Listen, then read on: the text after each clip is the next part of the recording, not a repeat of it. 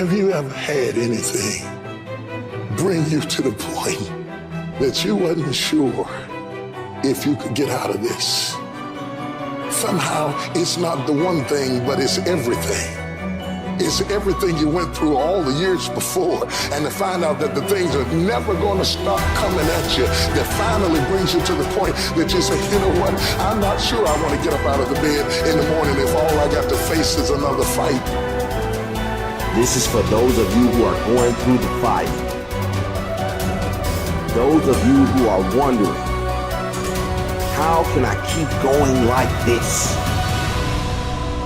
Some of you have been through so much that you should have lost your mind. It's all right to fail as long as you fail forward. It's all right, but I need you to have heart, because there's some things you just can't get without perseverance. Don't think it's strange when things happen to you, because every man, every woman, every boy, every girl will go through a time where your faith will be tested. I know what it's like to barely hold on, to barely feel like you're breathing, to barely feel like you can come up for air. Look up. Look up and recognize that there is a way out. There is a path for you to take. And it's not an easy path.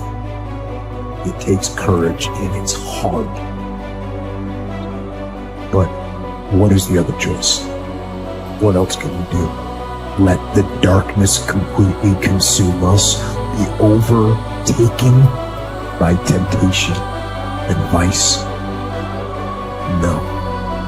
Do not accept that. You can triumph over these dark forces. You can become better. You can be better. You got more than you think. You can do more than you think. You can go further than you think. You can have more than you think. And stop blaming somebody else over what you don't have. It's time for you to know what you got in your hand. Stand up for your dreams. Stand up for what you want in your life. Decide that your life is so meaningful to you, that you love you and you love life so much that you're going to stand up for what you believe in, because you can fall for anything. And so by being committed to everything that I started, I finished it. It built a certain type of spirit. It built a certain type of mentality. And so now I couldn't quit even if I wanted to. I couldn't stop even if I wanted to. I had too much sweat equity in my life and everything that I was doing. When it gets tough, I'm gonna press my way. When I get tired, I'm gonna press my way. When it's not convenient, I'm gonna press my way. When my heart is broken, I'm gonna press my way. When I'm rejected, I'm gonna press my way. When I'm broke, I'm gonna press my way. When I'm despaired, I'm gonna press my way. You would just believe that your day coming, that the sacrifices you are making today, they gonna pay off. But if you do not believe, it ain't gonna happen. So I need you to work on your faith. I need you to wake up every day and say, today ain't today, but my day coming. And I will not give up until I get to that day. I will not stop. I will not give up. I will not give in until my day comes.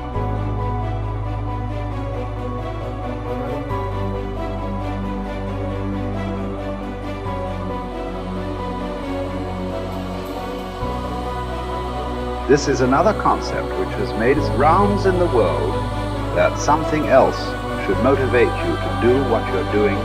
If what you are doing is significant enough, you don't need any other thing to motivate you.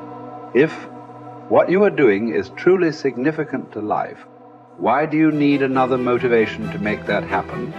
If you really understand and experience that what you are doing is truly important for every life around you, you don't need a motivation. Life just goes on. See, does your heartbeat need a motivation to keep it going? I'm asking you. All the life processes is not asking for any motivation, isn't it? Monsoon is coming.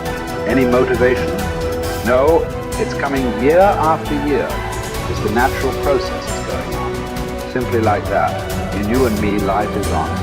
What I'm telling you is, if you are doing something which is aligned with the fundamental life process of who you are, This can find a million expressions. It need not be just spiritual teaching.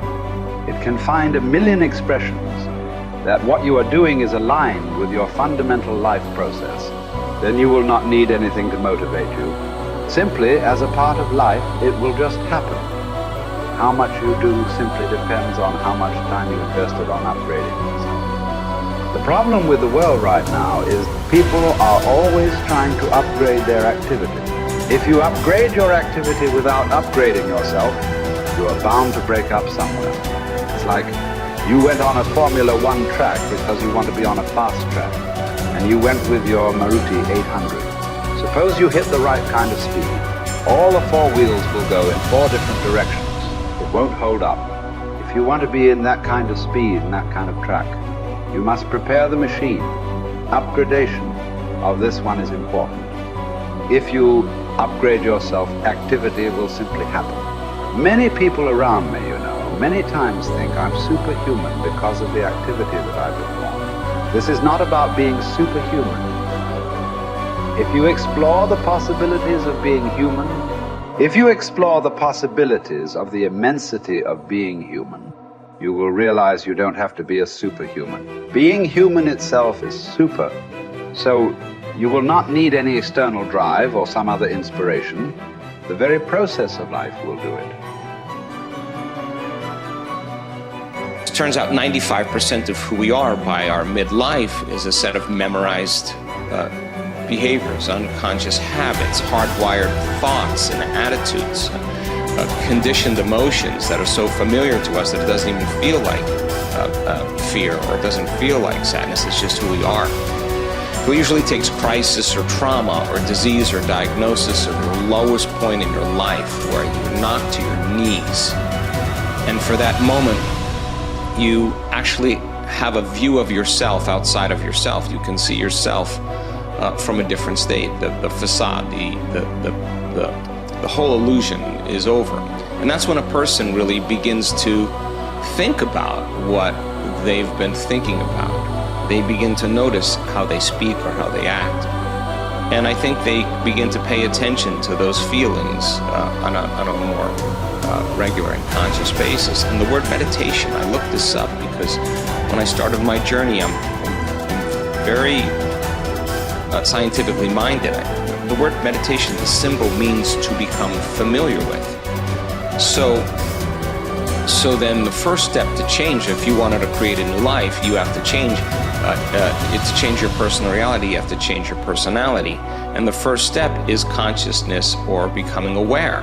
So the moment you become conscious of your unconscious thoughts, the moment you become aware of your automatic reflexive habits and your emotional reactions, the moment you can become so conscious of those unconscious states of mind and body that you don't go unconscious again, so familiar with those states. And how many times do we have to forget or go unconscious till we no longer forget or go unconscious and we stay conscious? That's lighting a match in a dark place. And most people, when they do meditation, they actually think, when those voices come up and when the chatter starts and those emotions start, they actually think that they're doing their meditation wrong. And I want them to know that they're actually doing it right, because you're coming up against those thoughts that slip by your awareness unnoticed or unchecked by many people. You all of a sudden catch how you speak. And people say, if I really want to be happy, let's think about this. I don't want to complain. I don't want to blame. I don't want to make excuses. I don't want to feel sorry for myself. I'm going to stop that. Now that's breaking a habit of being yourself. That takes a lot of energy and a lot of awareness. And our environment then, the circumstances, our environment are always available for us to think and feel equal to everything in our life, So the environment for many people, as we said earlier, controls the way they think and feel. So when they respond to their coworker, when they respond to the news, when they respond to the traffic in their life, that response causes them to return back to those unconscious programs.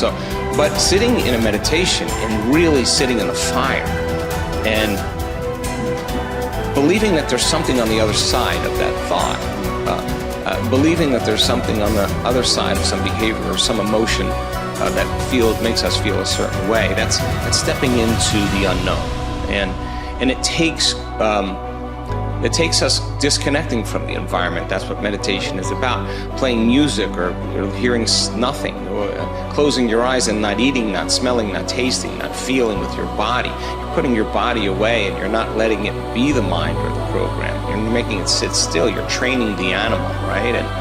And a person starts feeling emotional and they catch themselves starting to feel those emotions. Instead of letting that emotion drive certain thoughts or actions, that person settles the body down in the meditation and brings it back into the present moment, and that's a victory.